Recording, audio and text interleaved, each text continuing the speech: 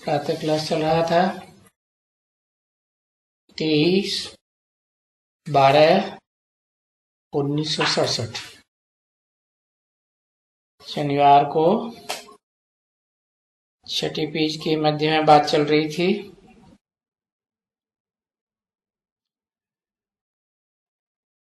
पति होते हैं वो भी स्त्री को अपना शिष्य समझते हैं, खुद गुरु बन के बैठ जाते हैं। कहेंगे तुम यहाँ बैठे रहो, हम तुम्हारे गुरु हैं, जो कहें सो कर। अभी इस पुरुषोत्तम संगम युग में तो वो सब नहीं चल सकता है ना, क्योंकि बाप आ गया ना। तभी ये कहा है, देखो ये बच्चियों के ऊपर कितने अत्याचार होते हैं, परंतु बाबा को तो कोई फिक्र नहीं रहता है, क्योंकि अपने अपने पूर्वजन्मों का हिसाब किताब चुकता कर रही है। वो तो समझते हैं कि कल्प कल्प इनको सहन करना पड़ता है, बहुतों को सहन करना पड़ता है, जो बाप से वर्षा लेने के लिए। क्योंकि इसमें तो वो भक्ति सारी टूट जाती है ना, छूट जाती है। कि मंदिरों में जिसके रहते हैं, देखो मंदिर में किसके हो गए मंदिर, घर में मंदिर हो गए, और वो जास्ती हो गए स्त्री और पुरुष दोनों, और स्त्री को ज्ञान की चटक लग जावे, नहीं जावे तो कितना हंगामा मचता हो। थोड़ा विचार तो करो, कोई और फिर विकार में भी न जाए और मंदिर में भी न जाए, शास्त्र भी न पढ़े, तो देखो बच्ची लड़ाई होगी ना। तो बाप कहते हैं इस ज्ञान में बहुत विघ्न पड़ते हैं, एकदम बहुत झगड़े रहते हैं। ये बंधन में भी बांधे ले जिनके ऊपर अत्याचार होते हैं,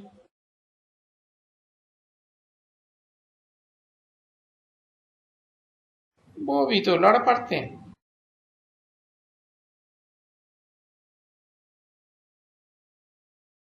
नहीं तो कभी भी कोई के ऊपर ऐसे अत्याचार नहीं होते हैं, फिर कोई भी जावे, कहां भी जावे। ऐसे तो सत्संग में जाने के लिए भक्ति मार्ग में कभी कोई पति अपनी स्त्री को रोकते नहीं, परंतु ये अभी हंगामा क्यों होता है, इस सत्संग में आने के लिए कितना हंगामा। कारण क्योंकि यहां है पवित्रता की बात, और तो दुनियावी कोई सत्संगों में पवित्रता की बात नहीं है।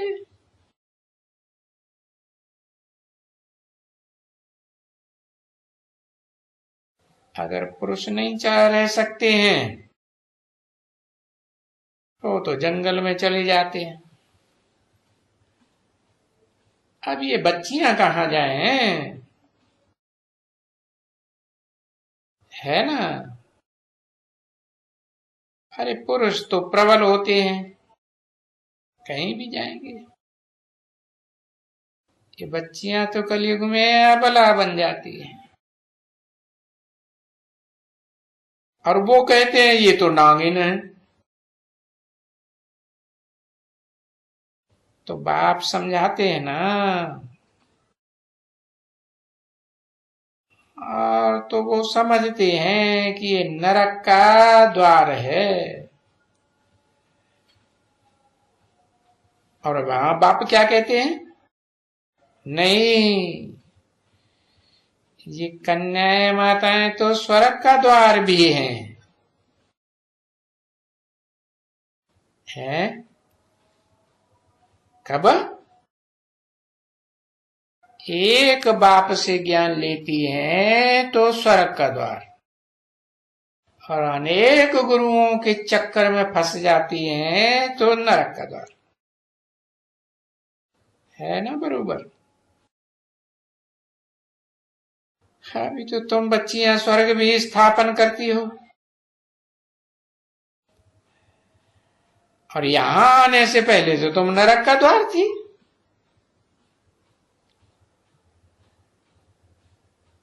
ऐसे कोई थोड़े ही है कि नहीं थी। तो देखो कितना अंतर पड़ जाता है। कहाँ नरक का द्वार, कहाँ स्वर्ग का द्वार। अभी ये नरक का द्वार बंद होता है,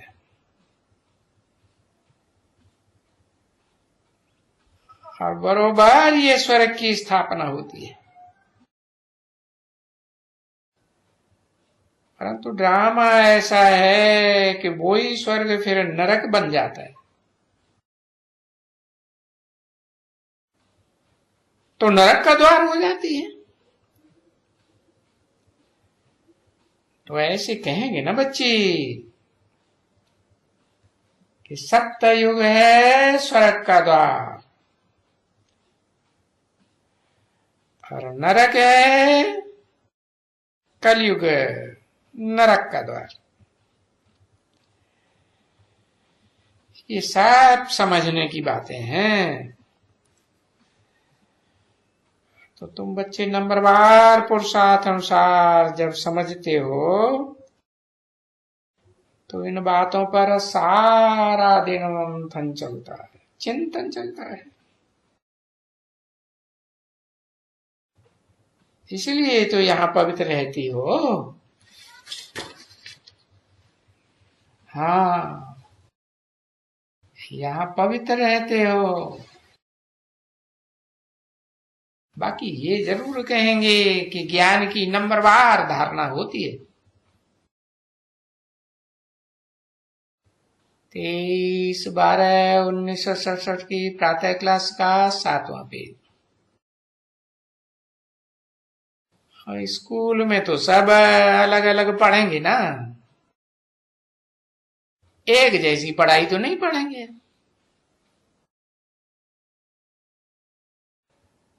पवित्र तो रहते हैं, वो तो जरूर निकल आए हैं ना बच्ची। जो यहाँ चले आए हैं वो जैसे कि उन्होंने सन्यास कर लिया। क्या सन्यासियों के साथ में आगे रहे हैं? परंतु घर में जो है ये तो कहा ही जाता है गृहस्थ व्यवहार। अभी कहें गिरिहस्थी व्यवहार। तो ऐसी गिरिहस्थी व्यवहार में रह करके यहां तो बताया जाता है कि गृहस्थ व्यवहार कलयुग में क्या हो गया। क्योंकि यहां तो कमल फूल समान रहना है ना, जैसे कमल होता है। कीचड़ की दुनिया में तुम रहती हो, तालाब में भी कमल है। ऊपर तो पानी तालाब में, नीचे तो कीचड़ ही होता है ना। तो उनको तो तकलीफ होती है ना बच्ची। यहाँ वालों को तो तकलीफ नहीं है, और यहाँ वाले तो और ही बच्चों को समझाते हैं। तो ऐसे घर में रहना है, भले रहो घर में, परंतु माया के ये फूल के मुआफिक कमल फूल समान रहते हुए पवित्र रहो।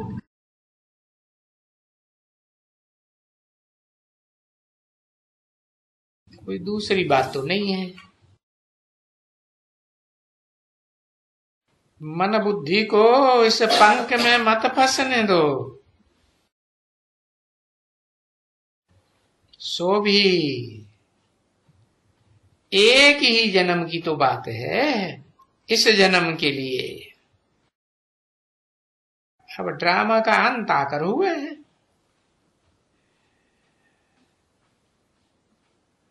सो भी किससे बात करते हैं? अभी तो तुम जानते हो, हम तो आत्माओं से बात करते हैं। इस शरीर सहित, देह सहित ग्रस्त व्यवहार में रहते हुए अपन को आत्मा समझो। तो घड़ी घड़ी बाबा कहे आत्मा समझो। मैं आत्माओं को पढ़ा रहा हूं, देह अभिमानियों को नहीं पढ़ा रहा हूं। तो ये तो जानते हो कि आत्मा ही सुनती है, देह तो जड़ पुतला है, आत्मा चैतन्य है। अब आत्मा देखो, आत्मा ये बनी है। आत्मा ही फिर जन्म जन्मांतर दूसरा चोला पहनती आती है। तो जो कुछ भी करती है आत्मा ही करती है ना। और अपने अपने पूर्व जन्म के संस्कारों सहित फिर वो अपना जन्म लेते रहती है। अभी बाप आकर कहते हैं कि अभी तो अपन को आत्मा ही समझो, क्योंकि आत्माओं के लोक में वापस जाना है। अब ये दुनिया देहधारियों की तो खलास होनी है। तो बस यही बात है कि वापस जाना है। आत्मलोक से इस षष्ठी रूपी रंगमंच पर आए थे पाठ बजाने के लिए, और अब तो अंत आकर हुआ, वापस जाना है। इसलिए कि अपन को आत्मा समझो। जो बाप से तुमको योग लगाना है तो आत्मा समझो, क्योंकि बाप आत्मा ही तो है ना। बाप तो देह नहीं है। तो योग तो तब ही लगेगा जब समान होंगे। तो मूल बात है, ये है आत्मा समझने की। तो अभी घड़ी घड़ी आत्मा अपन को समझना है। और बाप तो आकर के कहते हैं कि मैं तो बात ही किससे करता हूं? आत्माओं से बात करता हूं है। और आत्मा ही सुनती है। बाप जानते हैं कि भ्रकुटी में रहते हैं और हम उनसे बात करते हैं, वो सुनते हैं इन आर्गन्स के द्वारा। तो ये पक्का पक्का निश्चय रखना चाहिए, ये जो आत्मा है सामने उनके भ्रकुटी के बीच में, तो मैं उनसे बात करता हूं, वो ही है। वो अगर इनमें न होते तो ये समझो कि मुर्दा बन जाता।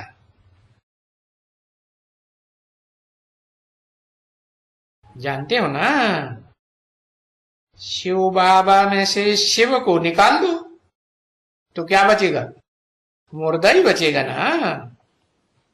है, मुर्दा सुनता भी नहीं है, मुर्दा कुछ भी नहीं कर सकता,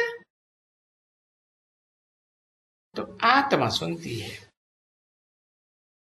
और ये आत्मा है तो स्टार मिशन ना, तारा है। तो देखो बाबा कितना वंडरफुल ज्ञान देते हैं।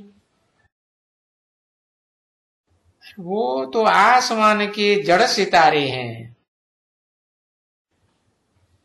और तुम तो चैतन्य सितारे हो इस धरती के। आत्मा का ही ज्ञान आत्मा को ही पहले समझना होता है। परंतु अभी आत्मा का ज्ञान समझावे कौन है? सिवाय परमपिता परमात्मा के और तो कोई समझा भी नहीं सकता कि भाई अब तो ये आत्मा को ही देखना है। तो ये जो सन्यासी वगैरह होते हैं ना, वो थोड़े ही कोई ये आत्मा आत्मा को देखते हैं। अरे आत्मा को तो वो परमात्मा समझते हैं ना। तो एक तो परमात्मा समझते हैं, और दूसरे फिर कहते हैं हम आत्मा में कोई लेप छेप नहीं लगता है। ये शरीर को लेप छेप लगता है तो देह को गंगा में स्नान कराने ले जाते हैं।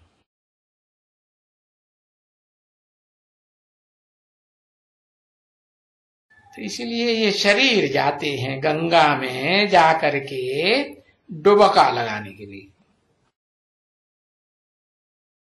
अब देखो गुटखा खाते रहते हैं और पवित्र कहते हैं पवित्र हम होते हैं। अब देह पवित्र होती है कि आत्मा पवित्र होती है? पानी में स्नान करने से देह पवित्र होगी ना, जड़ पानी है। और यहाँ तो चैतन्य आत्मा का चैतन्य ज्ञान जल है। तो उनको तो ये मालूम ही नहीं है सन्यासियों को कि आत्मा पतित होती है। आत्मा ही पावन बनती है। तो उनको तो ये कुछ भी नहीं मालूम है। तो देखो बाप ने भी तो उनका नाम रख दिया है ना कि जो अपन को ईश्वर कहते हैं, आत्मा सो परमात्मा कहते हैं, शिवो हम कहते हैं। क्योंकि ठिक्कर ठिक्कर में तो कह देते हैं ना कि आत्मा सो परमात्मा सर्वव्यापी है। तो मनुष्य में भी तो कहेंगे ना।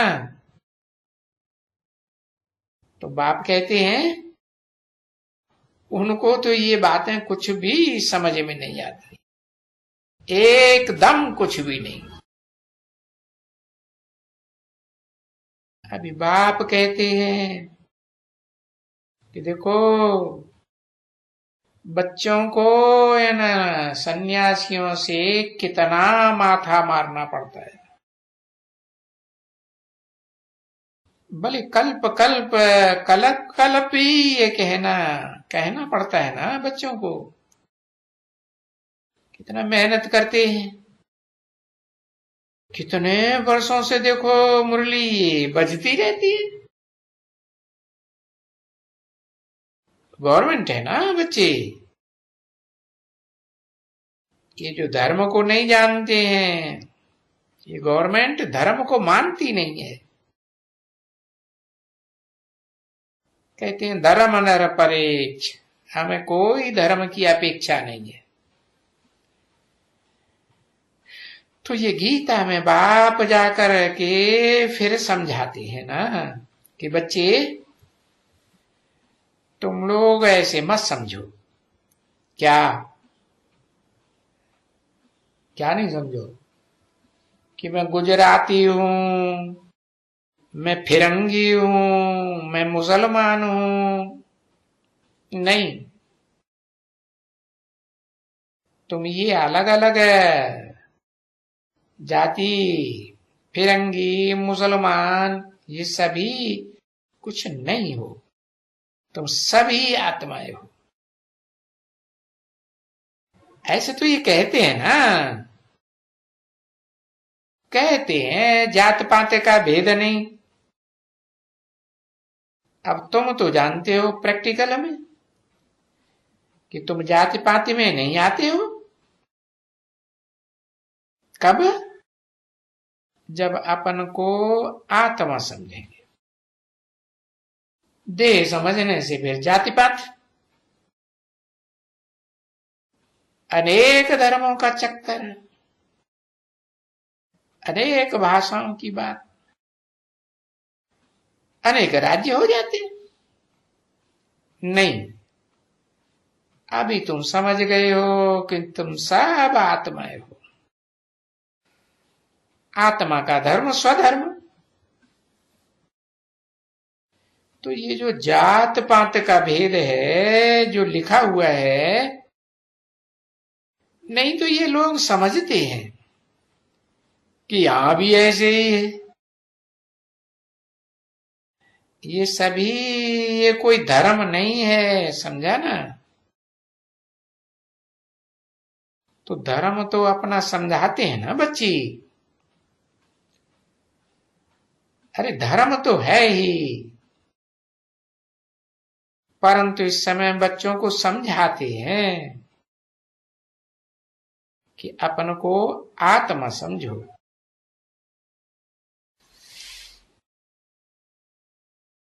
बाकी ये मत समझो कि ये मारवाड़ी है, ये फलाना है, ये मुसलमान है, ये क्रिश्चियन है, ये सिख है। ये भेद तुम बच्चों को यहां नहीं रखना है,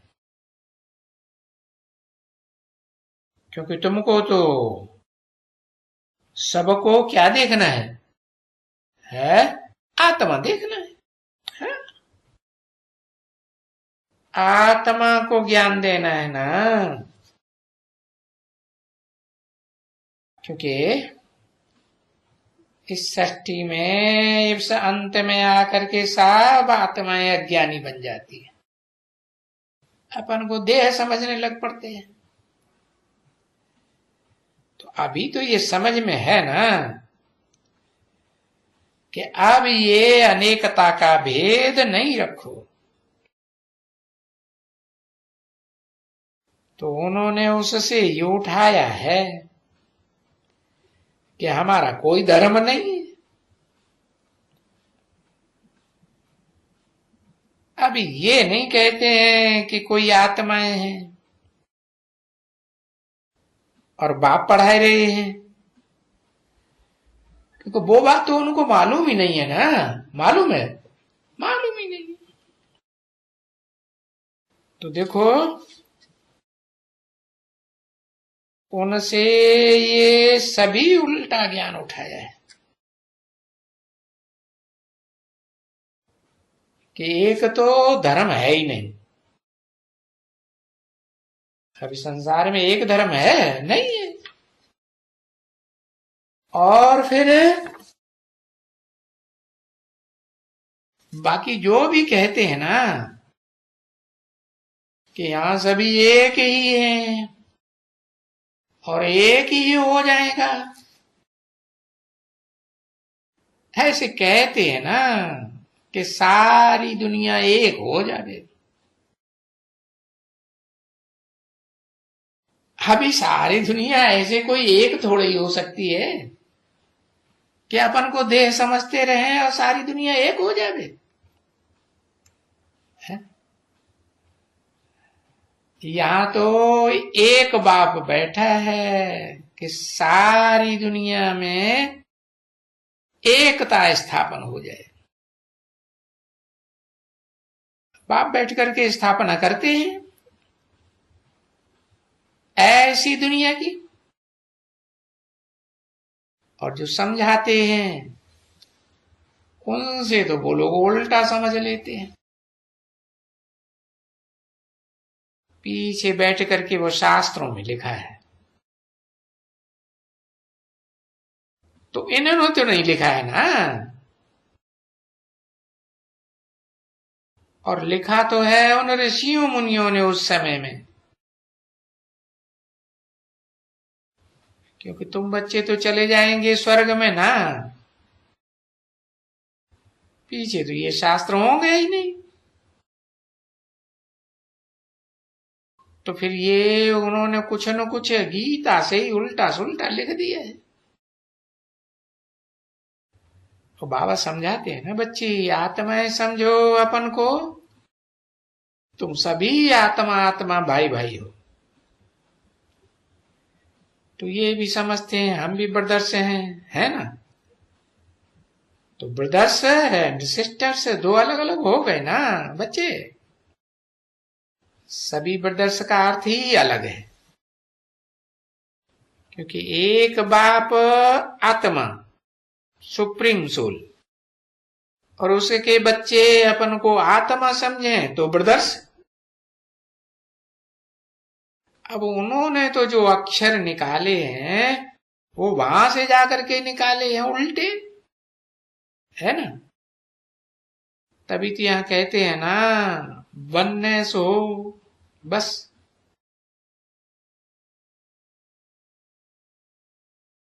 है एक ही सब कुछ हो जाए, सब एक हो जाए। एक राज्य हो, एक भाषा हो, फलाना हो। अभी एक राज्य एक भाषा, देखो भाषाओं के ऊपर कितना हंगामा हो रहा है। भारत में अगर एक भाषा, सिर्फ यहां एक ही भाषा, अब यहां देखो भाषा चाहिए हिंदी। अभी मद्रास में तो बेचारा हिंदी कोई जानता ही नहीं है, मदर लैंग्वेज वो फिर आएगा कैसे। तो ये भारत में कोई ऐसे एक भाषा थोड़ी ही हो सकती है। अरे ये कभी भी नहीं हो सकती है कि अपन को देह समझते रहें और सारे भारत में एक भाषा हो जाए। भाषा एक न होने के कारण यहाँ अंग्रेजी को भस्म करते थे, तो वहां फिर मद्रास की तरफ में जो नहीं जानते हैं वो फिर हिंदी को भस्म कर देते नहीं। हाँ, तो देखो कितना रोला मच गया है। इसको कहा जाता है कि देखो विघ्न बहुत पड़ते हैं इस समय में। तो यहां भी तो देखो इंग्लिश रखी हुई है, कहां ना कहां देखो तो म्यूजियम इतना कितना खर्चा करते रहते हैं। अभी वो लोग देखो कितना हंगामा मचाते। तो ये विघ्न है, इसको कहा जाता है सारी दुनिया में अनेक प्रकार की विघ्न। कितनी भाषाएं, कितना रोला मचा। तो ये बच्चे तो अपन को वो तो समझते हैं, ये सभी अभी बाप समझाए गए, एक बाप। और ये तो दुनिया में सब आसुर हैं जो आपस में लड़ते रहते हैं। और हमको तो इस भाषा वगैरह से भी आप परे जाना है। हम तो आत्मा है, आत्मलोक में जाना है। वहां भाषा होगी क्या, बोलेंगे नहीं, वो तो यहां से ही सीख करके जाएंगे। क्या क्या आत्मा की भाषा, वाइब्रेशन से ही सब कुछ समझेंगे। तो ये तो बात तुम बच्चों के लिए है, इसलिए हम बाप को ही याद करते रहते हैं। बाकी इस दुनिया में भाषा तो जरूर कोई होगी, और वो तो चलेगी। कोई सिंधी भाषा वाला होगा तो उनको सिंधी में समझाएंगे, गुजराती होगा तो गुजराती, मराठी होगा तो मराठी में समझाएंगे। तो ये सब भाषाएं सीखनी पड़ती हैं तुम बच्चों को। तो भाषा बगैर तो काम चलेगा ही नहीं ना। तो मनुष्य समझेंगे शायद बाप संस्कृत जानते हैं। अरे पर भला अच्छा, संस्कृत जानते हो तो यहाँ संस्कृत पढ़ानी पड़े सबको। अब ऐसे थोड़े ही कहेंगे हैं कि बाप सभी भाषाएं जानते होंगे, नहीं। अच्छा, मीठी मीठी सिकील रूहानी बच्चों प्रति रूहानी बाप दादा का याद प्यार। Good morning. 4 तारीख हो गई।